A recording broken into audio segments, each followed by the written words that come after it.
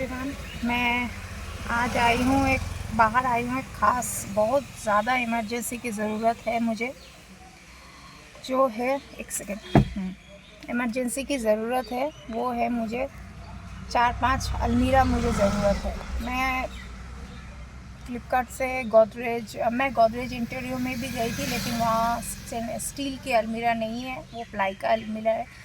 और मेरे घर का जो कंडीशन है, टीकूड के अलावा कोई वुड का अलमीरा नहीं टिकेगा। और एक वुड का अलमीरा, टीकूड का अलमीरा अगर मैं बनाने जाऊंगी तो बहुत ख़राब भी अगर होगा तो 2.5 से 3 लाख रुपये लगेंगे। मेरी माँ का जो अलमीरा है उसका तो छोड़ दीजिए, वो बर्मा टीकूड है, उसका वो तो एंटीक हो गए, उसका कीमत कम से कम 25 से 30 लाख रुपये है। कम से कम 25 से 30 लाख रुपये है।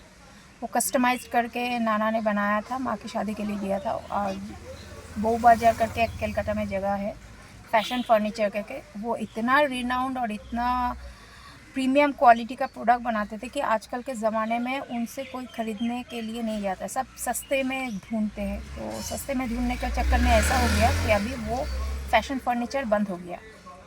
तो मेरे घर में जितना भी फर्नीचर्स वगैरह है या जितना भी है सब टीक का है, और एक होता है गामारी का। तो गामारी ऊट तो अभी मिलता नहीं है। मेरे कपड़ों का हालत बहुत ख़राब है और शूटिंग के लिए मुझे इतना मेहनत करना पड़ता है। कपड़ा, साड़ी ढूंढो, ब्लाउज़ ढूंढो, उसका मैचिंग पेटीकोट ढूंढो, अलग अलग कमरे में अलग अलग टोटल मेस्टअप होके रखा हुआ है बहुत कुछ। मतलब जब से पापा का एक्सीडेंट हुआ तब से पूरा घर का ऐसे मेसी कंडीशन हो गया। उसके बाद एक एक करके बहुत कुछ, इतना हादसा, मतलब रैंडमली मेरी माँ ने नहीं, मेरी मामी ने इतने विचक्राफ्ट करवाया कि सब कुछ मेसी हो जाए। मतलब कहीं से अगर शुरुआत भी करें ना, तो जब तक एंड तक पहुँचे तो कुछ भी एंड ना हो। तो इसी कारण मैंने सोचा था कि मैं गोदरेज स्टेनलेस स्टील का लूँगी। तो गोदरेज ब्रांड बहुत बढ़िया है, लेकिन हमारे जो कैमरामैन दादा है उनका तो हर चीज़ में नो स्पोक करने की आदत है, जो मुझे बिल्कुल पसंद नहीं है। हर चीज़ में नो स्पोक करना मुझे पसंद नहीं है, अपने लिमिट में रहना चाहिए। लेकिन क्या करूँ, अकेली हूँ ना, सब अकेले, अब कुछ बोल भी नहीं सकती मैं। तो उन्होंने मुझे ये जो जहाँ अलमीराज होते हैं, जहाँ होते बनाते हैं कारखाना, फैक्ट्री, तो फैक्ट्री में मुझे लेके आए हैं। अब देखती हूँ क्या होता है। अगर मुझे पसंद आया, मुझे देखिए, एक लॉन्जिविटी की तो एक ज़रूरत है, उसके साथ एक ब्यूटिफिकेशन की भी ज़रूरत है। मैं एक इन्वेस्ट करके अपने पैसे से ख़रीदूँगी, मैं तो किसी के पैसे लेके नहीं खरीदूँगी, मैं अपनी मेहनत के पैसे से खरीदूँगी। तो उसका एक लुक्स भी होना चाहिए, लुक्स डज मैटर। अगर लुक्स मैटर नहीं करता तो आप लोग इतना मुझे भाव नहीं देते, टू बी वेरी ऑनेस्ट। तो दूसरों की तरह मुझे भी बहुत कुछ सुनना पड़ता है सोशल मीडिया प्लेटफॉर्म में। अपना चेहरा पहले आईने में देखो, दूसरों को ज्ञान कम दो, ये दो, फलाना फलाना। तो आई हूँ इमरजेंसी में अचानक से, और अचानक से इमरजेंसी में जब निकलती हूँ तो मेरे लिए सलवार सूट से बढ़िया कुछ नहीं है।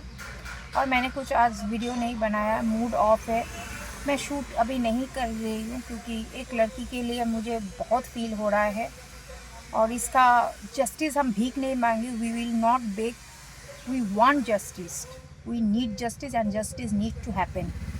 हर चीज़ में हम भीख नहीं मांगेंगे। हमारे भीख के ऊपर, हम भीख देते हैं तो पॉलिटिशियंस लोग खड़े हैं, पॉलिटिशियंस के भीख पर हम जिंदा नहीं हैं, टू बी वेरी ऑनेस्ट। और I always speak the harsh, इसलिए सबको पसंद नहीं है।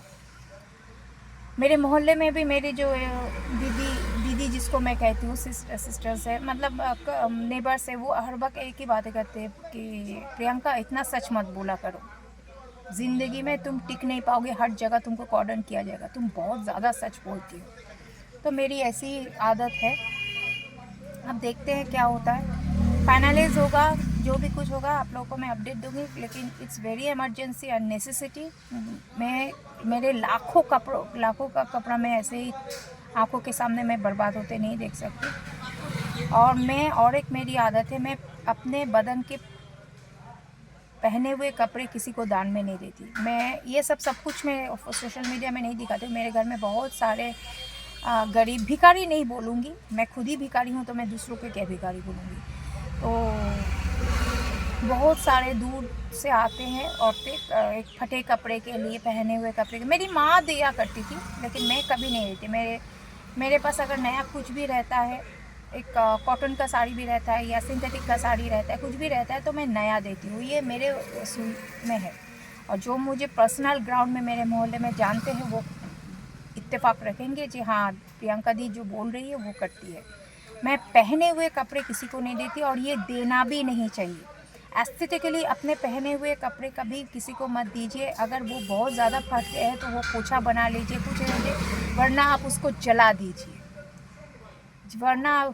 दीजिए। आपको नहीं मालूम आपके पहने हुए कपड़े, आपका जो भाग्य है, आपका जो पॉजिटिव वाइब्स है, वो किसी और को आप दान में दे रहे। कितना भी आप धोखे दे, नहीं देना चाहिए। तो मैं थोड़ा बहुत एस्थेटिकली बिलीव करती हूँ।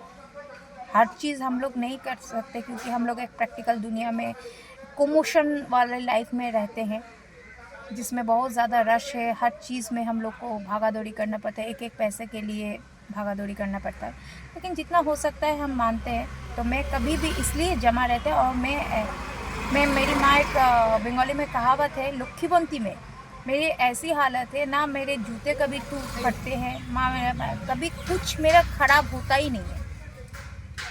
एक नेचुरल कैलामिटी हो वो अलग बात है, लेकिन मेरा कुछ भी ख़राब नहीं होता। इसलिए मेरी माँ मुझे लक्ष्मी का रूप बोला करती थी, तो जिसे बंगाली में कहते हैं लक्खी बनती में।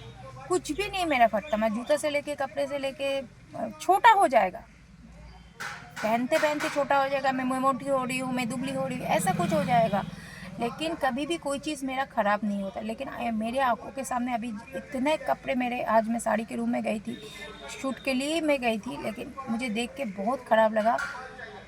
25 से 30 साड़ी मैंने निकाला, वो मैं पीछे रखा हुआ है, डिक्की पे, बेबी सीट के पीछे रखा हुआ, वो मैं दूंगी ड्राई वॉश में। एकदम नया है, उसको बंगाली का तांत बोलते हैं, टांगाइल बोलते हैं। 25 से 30 टांगाइल एकदम ब्रांड न्यू, मैंने अभी खोला नहीं, उसका जो रोल होता है वैसे ही है।